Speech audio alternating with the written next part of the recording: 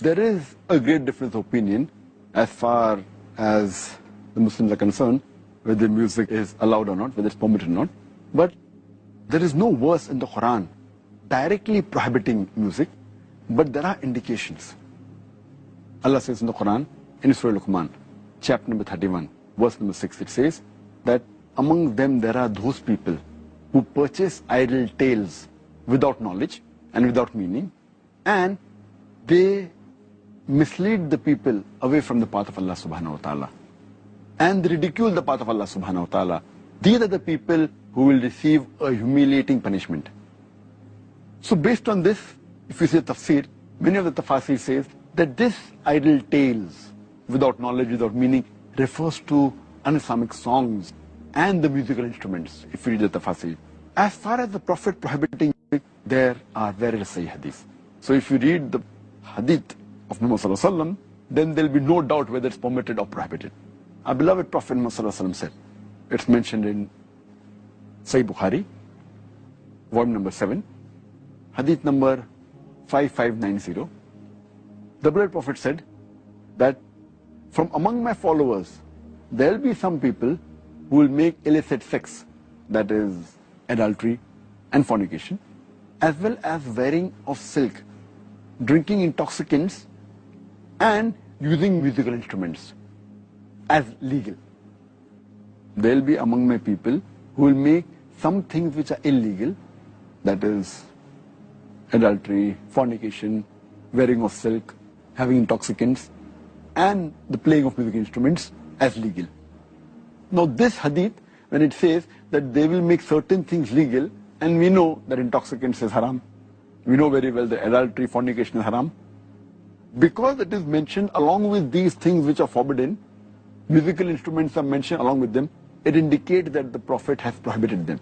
But some people will make it legal. And we know there are some scholars who today do permit that playing of music instruments is allowed. So this hadith is very clear-cut in saying that musical instruments are haram. But there are other sahih hadith which do permit some musical instruments, especially the duff, that is the tambourine.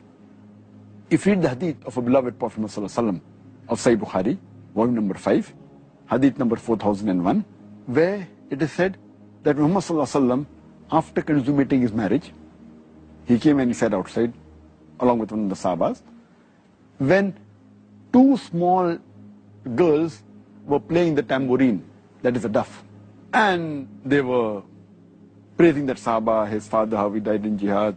And when they started praising the Prophet, they said, don't praise me, you can say what you were saying earlier, indicating that the Prophet did not prohibit them from playing the tambourine.